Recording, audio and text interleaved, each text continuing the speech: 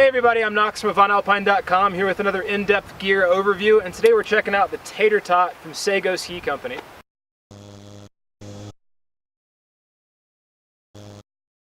Hey everybody, welcome back, and today we're checking out a ski that I'm personally really excited for this upcoming season. This is the Sego Tater Tot. This is another entry into that increasingly popular mid-fat range, that sort of 110 millimeter waisted range that splits the difference between narrower all-mountain skis and like a true 120 millimeter powder board. What Sego has done a little bit differently here is they've built this as a completely symmetrical ski in every single way. I mean, symmetrical in side cut, symmetrical in sizing, symmetrical in camber profile between the two skis and between front and back. So in essence, what you end up with is kind of a fatter all-mountain ski package that's going to handle a lot like symmetrical park ski would. So if you're used to a park ski and you're coming from a park background, this is going to be a really good ski that's going to jump you up in width and get you a little bit more float and powder, but not take away from your ability to do park tricks and stuff wherever you want to all over the mountain. So jumping right into it, let's start with construction. Sego really prides themselves on overbuilding a really durable ski. So all of their skis have very strong top sheets on them, top sheets that bond really well and are resistant to chipping. They got 1.5 millimeter, cool looking bases by the way, 1.5 millimeter Durasurf bases, a very durable base. They use oversized stainless steel edges, a little bit thicker edge than a lot of manufacturers are using, and they pair those with an ultra high molecular weight sidewall, which is a very dense and very burly sidewall, probably one of the strongest you're going to be able to find anywhere on the market. And that and the edge are going to reduce instances of sidewall compression and deformation and that sort of thing. So you don't need to worry quite as much about smacking a rock with the side of these things and delaminating the ski or denting the edge really badly. The core itself is a mostly poplar blend laminate with triaxial fiberglass layers in it. Poplar laminate is used in, it's a little bit denser wood. Once again, we're going for durability here on top of everything else. So it's a little bit denser, a little bit more robust wood. Also very, very snappy. This is one of the better cores that you're going to see for a park type ski for getting air and stuff over things. This core is going to have really good pop and really good kind of return to zero, I like to call it, where the core isn't going to fatigue over time quite as quickly as maybe some other skis would. What you end up with, because it's it doesn't taper super narrow at the tip, or at least it doesn't taper a lot narrower than any other skis we're seeing. It's a fairly medium taper towards the tip in terms of thickness of material. And what you end up with on top of that pop and that durability is a very round and predictable flex. So this isn't a flex that has kind of a weird soft point here or here in the tail like some other skis that taper a little bit more. It's nice and round and predictable, which is what you're going to want for something that you're going to be popping airs and maybe spinning with.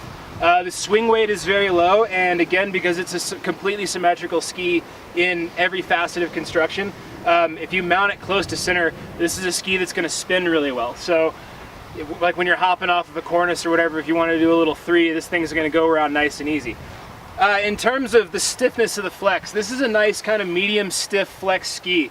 Once again, real round flexing shape. The stiffness is due to not only the denser poplar laminate core and those layers of triaxial fiberglass in there, but also just the sheer amount of material that's in this ski, once again, to give you that really good pop and a good level of durability. Jumping right into Camber, they do their version of the quote-unquote mustache rocker, which is sort of it's supposed to be like a wavy camber where you've got multiple contact points along the interior edge, or I'm sorry, your underfoot effective edge. Basically what that's going to do is make it easier for you to get an edge hold when you need it, even though there isn't substantial true camber underneath here.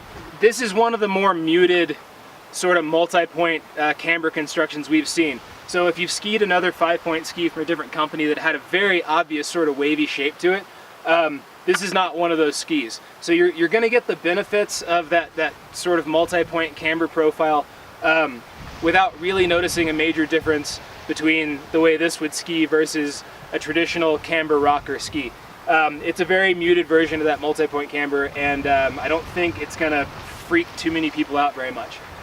It is a very early rise rocker and the tip and tail, it starts right about here, and when you put a little bit of weight on it, it backs off to right about there. So you're gonna get really good float both in your tail and nose in deeper, choppier snow. And this should dampen a lot of that chop really, really well. Moving straight on to side cut so that we can get this video done before we get snowed on here in a second. This is what they call a 5-point ski. They used to call this like elf shoe technology or whatever back when, shoot, I can't remember, I think Armada and Rosignol were the first guys to kind of play around with it. Basically, what that means is you've got regular side cut more or less from here to here, and like down to the bottom here, once again, completely symmetrical ski. So you got regular side cut from about here to here, and you get to your widest point much earlier than on a traditional side cut ski. And what that does is, when you lay your ski over on edge, you can get a little bit more surfy with it because you're not going to engage substantially more edge from this point forward, no matter how much you lean it over. If you get into a really aggressive lean, yeah, maybe you'll pick up a little bit more edge, but that's to prevent you from, like on a traditional side cut ski, if you lay over, especially one with a lot of rocker, if you lay over on edge and keep engaging more and more edge, it's gonna get sort of an unnatural pull to it if you're getting really aggressive in your turn. A 5-point ski allows you to get a little bit more surfy and ski a little bit more naturally on the ski, no matter how hard you lean it over. Some people might say you're sacrificing a little bit of stability there because you're going to have less effective edge no matter how hard you push the ski.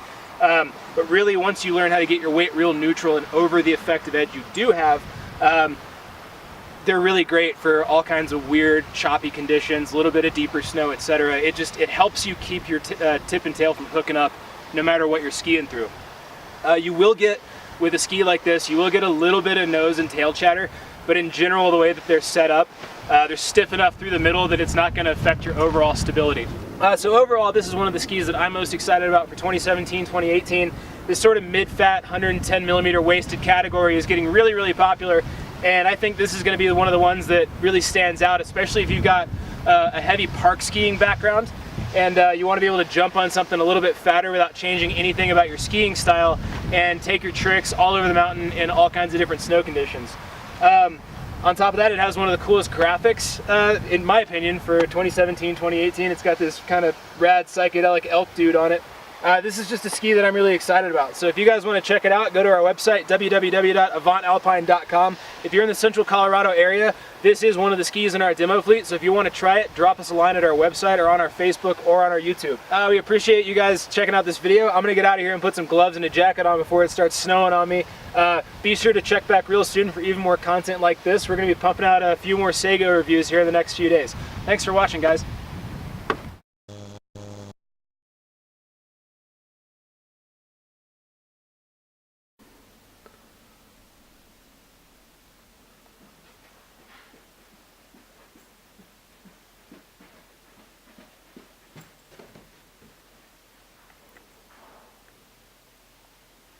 Corey.